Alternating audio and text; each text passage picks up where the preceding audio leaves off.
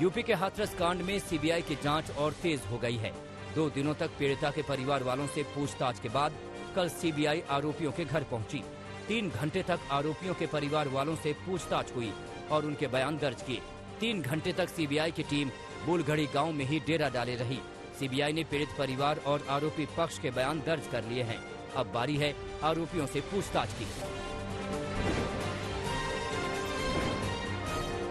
हाथरस कांड की जांच में सीबीआई की टीम उस अस्पताल में भी गई थी जहां पीड़िता को सबसे पहले भर्ती करवाया गया था, लेकिन यहां से सीबीआई को सीसीटीवी फुटेज ही नहीं मिले, क्योंकि अस्पताल में हफ्ते भर से ज्यादा पुराने फुटेज मौजूद ही नहीं है। सुप्रीम कोर्ट में भी हाथरस कांड की गूंज सुनाई दी। कल सुप्रीम कोर्ट में यूपी सरकार ने पीड़ित परिवार को दी गई सुरक्षा के बारे में जानकारी दी। पीड़ित परिवार की ओर से पेश हुई वकील सीमा कुशवाहा ने जांच के बाद केस का ट्रायल दिल्ली में कराने की मांग की।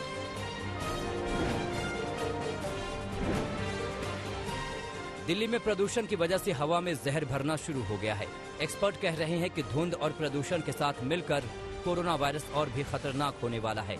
हालात ये है कि दिल्ली एनसीआर में कल से प्रदूषण की इमरजेंसी लागू हो गई, जिसे ग्रैप यानी ग्रेडेड रिस्पांस एक्शन प्लान का नाम दिया गया है। ग्रैप लागू होने के पहले दिन ही दिल्ली के विवेक विहार इलाके में एयर क्वालिटी इंडेक्स 370 दर्ज हुआ, जो बेहद खराब स्थिति है। एक्शन प्लान के तहत एनसीआर में डीजल जनरेटर पर पाबंदी लगा दी गई है।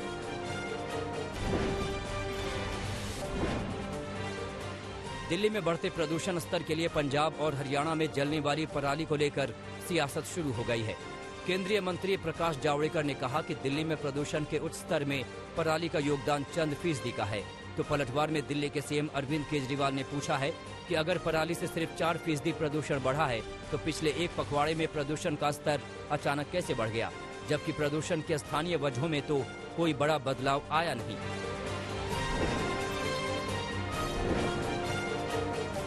लद्दाख के मामले में भारत ने चीन को कड़ा संदेश दिया है। विदेश मंत्रालय की ओर से जारी बयान में भारत ने चीन को साफ साफ कहा है कि वो भारत के अंदरूनी मामलों में दखल देना बंद करे।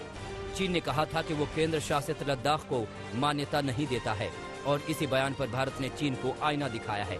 भारत ने चीन को साफ साफ कहा है कि वो भारत के निजी मामलों में बयानबाजी बंद करे और जिस तरह से वो अपने मुद्दों पर दखल अंदाजी नहीं चाहता है, वैसे ही वो दूसरे के साथ भी करे।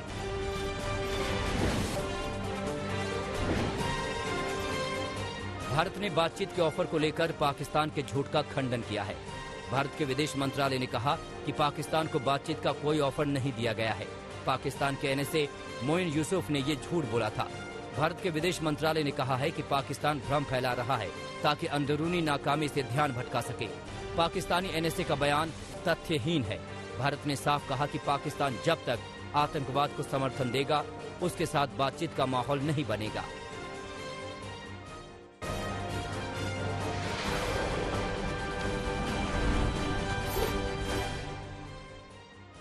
भारत में कोरोना के कुल मामले 73 लाख से ज्यादा हो चुके हैं।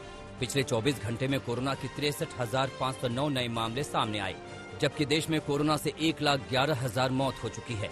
हालांकि कोरोना से ठीक होने वाले लोगों की संख्या भी 63,80,000 से ज्यादा है। अच्छी खबर ये है कि भारत में अब 73 दिनों में केस डबल हो रहे हैं और सक्रिय मामलों में भी कमी आई है, जो कुल केस का अब सिर्फ 11% है, जबकि अगस्त में कोरोना के केस महज 25.5 दिन में ही दोगुने हो रहे थे।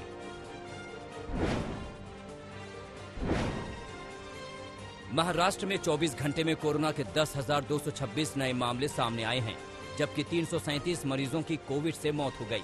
महाराष्ट्र में अब तक 15,64,615 मामले दर्ज हो चुके हैं, जिसमें से 13,30,483 मरीज स्वस्थ हो चुके हैं। 24 घंटे में स्वस्थ होने वाली मरीजों की संख्या 13,714 है। राज्य में कोरोना से रिकवरी रेट अब 85% से ज्यादा हो चुकी है।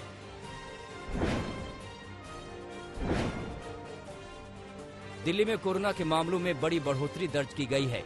पिछले 24 घंटे में कोरोना के 3,483 नए मामले सामने आए और कुल मामला 3,21,031 हो चुका है। पिछले 24 घंटे में 26 मरीजों की मौत हो गई। दिल्ली में संक्रमण दर 6.23% है, जबकि रिकवरी रेट 91.11% है। फिलहाल दिल्ली में सक्रिय मरीजों की तादाद 22,605 है।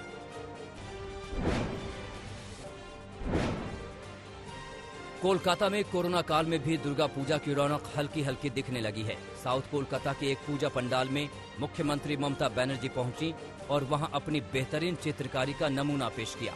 ममता ने पूजा पंडाल में मां दुर्गा की एक पेंटिंग बनाई। ममता बनर्जी को पेंटिंग बनाने का शौक है और हर साल दुर्गा पूजा में वो किसी न किसी दुर्गा पंडाल में चित्रकारी जरूर करती हैं।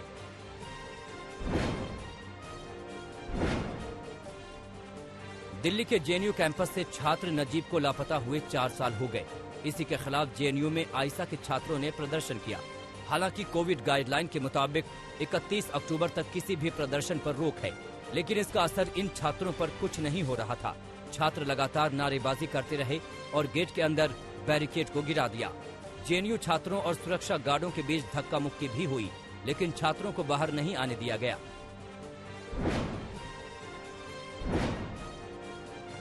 जवाहर भवन से लेकर मुख्यमंत्री आवास तक तिरंगा मार्च निकालकर प्रदर्शन किया। आरोप है कि ग्राम विकास अधिकारी के पद पर सफल होने के बावजूद भी अभी तक नियुक्ति पत्र नहीं मिला, जिससे सभी भूतपूर्व सैनिक नाराज थे। ये भी कहा जा रहा है कि जिन सैनिकों को जो सम्मान और मेडल मिले हैं, उन्हें वो योगी जी को वापस कर देंगे, क्योंकि उनकी बात तो कोई भी सुन नहीं रहा है। मौके पर पहुंचे सीओ हजरतगंज के आश्वासन के बाद उन्होंने अपना प्रदर्शन बंद किया।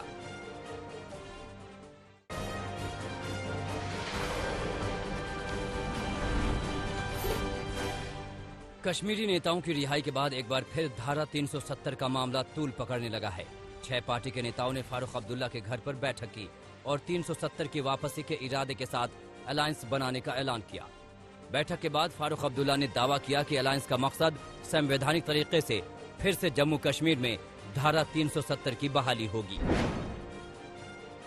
हमारा मकसद है कि जो आईनी सूरत हाल थी 5 अगस्त को पिछले साल, उसको बहाल किया जाए।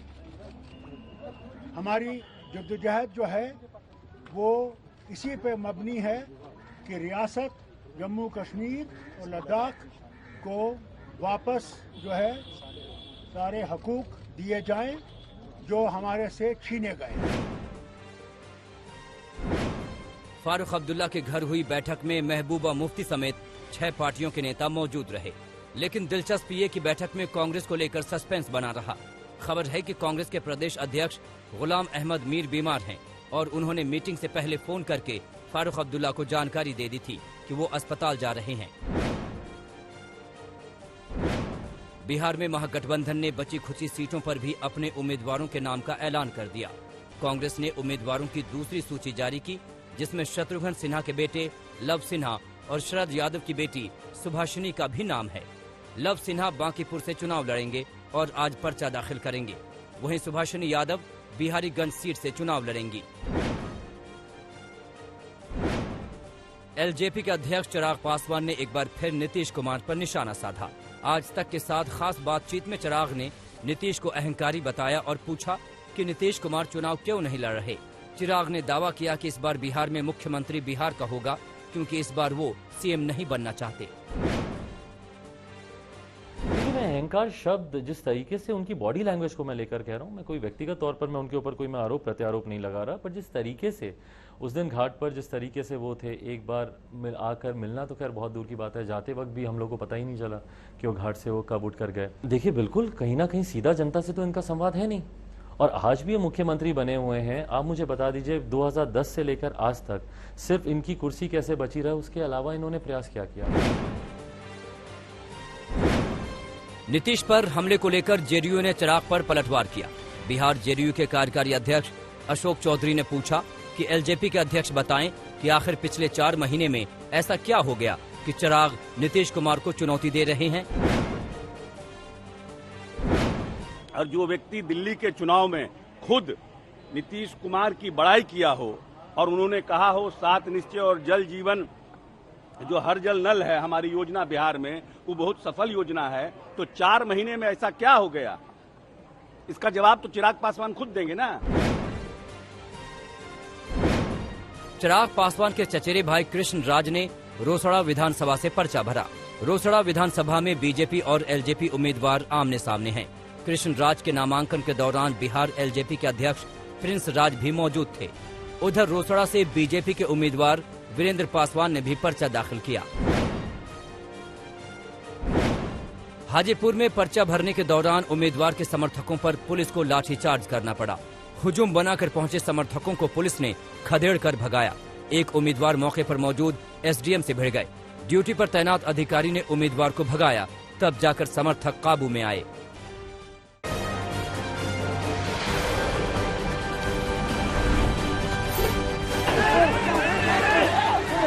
उत्तर प्रदेश के बलिया जिले के दुर्जनपुर गांव में दिन दहाड़े गोली चलने से एक शख्स की मौत हो गई। जिला प्रशासन की मौजूदगी में सरकारी कोटे की दुकान के लिए खुली बैठक हो रही थी। कई थाने की पुलिस फोर्स मौके पर मौजूद थी। मीटिंग में इलाके के सीओ, इंस्पेक्टर और मजिस्ट्रेट तक मौजूद थे, लेकिन इन सबके बीच दबंगों ने फायरिंग शुरू कर दी और इन तमाम अधिकारियों के सामने एक व्यक्ति को गोली लगी और उसके अस्पताल में मौत हो गई। गोली मारने वाले आरोपी का नाम धीरेन्द्र सिंह है, जिसे बलिया के बीजेपी विधायक सुरेंद्र सिंह का करीबी बताया जा रहा है।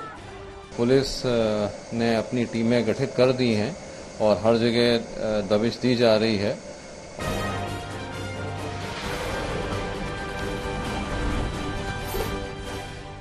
तेलंगाना में भारी बारिश के बाद बाढ़ के हालात बदतर होते जा रहे हैं। सूबे के अलग अलग इलाकों में करीब 50 लोगों की मौत हो गई है। तेलंगाना के रामनाथपुरा में हालात बेहद खराब हैं। शहर की सड़कें पानी में डूबी हैं और सड़क पर समंदर का नजारा है।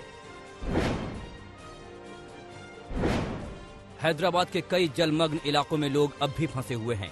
उन्हें सुरक्षित स्थानों पर पहुंचाने के लिए नाव का सहारा लेना पड़ रहा है। हैदराबाद के उस्मान नगर में पूर्व सांसद विश्वेश्वर रेड्डी खुद नाम लेकर लोगों को रेस्क्यू करते नजर आए। इस इलाके में करीब 500 घर पानी में डूबे हैं।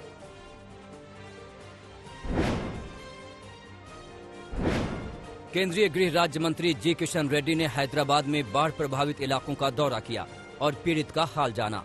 इस बीच तेलंगाना के सीएम ने सूबे में बाढ़ के हालात को लेकर उच्च स्तरीय बैठक में माथापच्ची की। तेलंगाना सरकार के मुताबिक बाढ़ से राज्य को करीब 5,000 करोड़ का नुकसान हुआ है। तेलंगाना सरकार ने केंद्र से मदद की मांग की है। आंध्र प्रदेश में भारी बारिश के बाद नागार्जुन सागर बांध के 18 गेटों को खोलना पड़ा।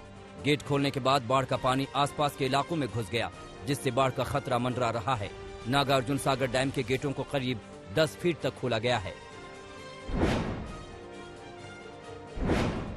पश्चिम महाराष्ट्र के 3 जिलों में बारिश ने जमकर कोहराम मचाया है। सोलापुर, सांगली और पुणे में भारी बारिश के बाद बाढ़ से अब तक 27 लोगों की मौत हो चुकी है। करीब 20,000 लोगों को सुरक्षित स्थानों तक पहुंचाया गया है।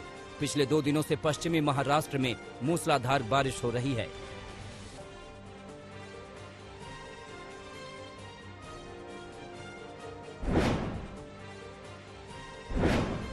पिछले 2 दिनों से मुंबई में भी बारिश हो रही है। मौसम विभाग ने आज मुंबई में भारी बारिश की चेतावनी दी है और येलो अलर्ट जारी किया है। महाराष्ट्र के सीएम उद्धव ठाकरे ने आर्मी, नेवी और एयरफोर्स को अलर्ट पर रहने के निर्देश दिए हैं। साथ ही एनडीआरएफ की टीमों को उस्मानाबाद, सोलापुर, पंढरपुर और बारामती में तैनात किया गया है।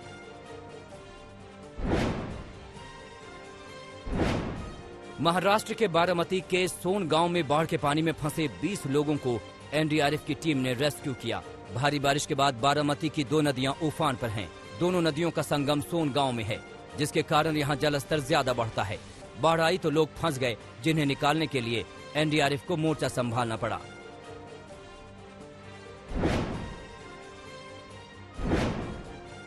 महाराष्ट्र का सोलापुर भी भारी बारिश से बेहाल है। एक गांव बाढ़ में जलमग्न हो गया और लोग फंस गए, जिसके बाद प्रशासन ने एनडीआरएफ की टीम को बुलाया, तब जाकर कहीं लोगों को रेस्क्यू किया जा सका।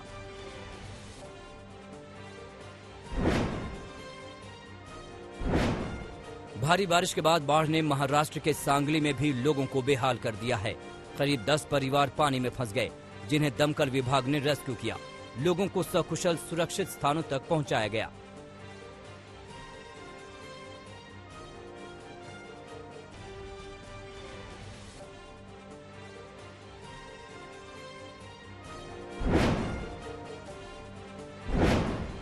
भारी बारिश के बाद कर्नाटक में भी बाढ़ के हालात हैं। पिछले 4 दिनों से हो रही आसमानी आफत के बाद भीमा नदी उफान पर है और सूबे के उत्तरी हिस्से के कई जिले पानी में डूबे हैं।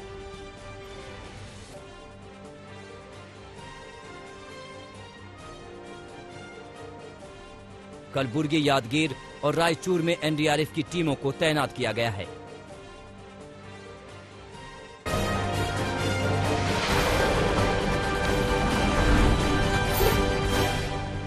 भटिंडा में पुलिस ने सेक्स रैकेट का भंडाफोड़ किया है। मुखबिर से खबर मिली थी कि एक घर को कुछ लोगों ने देह व्यापार का अड्डा बना लिया है। पुलिस ने छापा मारा तो 3 लड़कियां और 4 लड़के आपत्तिजनक अवस्था में पकड़े गए। सभी आरोपियों को गिरफ्तार कर लिया गया है। दक्षिण भारत के फिल्म इंडस्ट्री में तहलका मचाने वाले ड्रग रैकेट में एक्टर विवेक ओबरॉय के रिश्तेदार आदित्य अल्वा पर भी शिकंजा कसता जा रहा है। आदित्य की तलाश में बेंगलुरु क्राइम ब्रांच मुंबई में विवेक ओबरॉय के घर पहुंच गई। पुलिस ने करीब 2.5 घंटे तक घर की तलाशी ली और पूछताछ की, लेकिन आदित्य अल्वा नहीं मिले। आदित्य का नाम ड्रग केस में आरोपी के तौर पर शामिल है।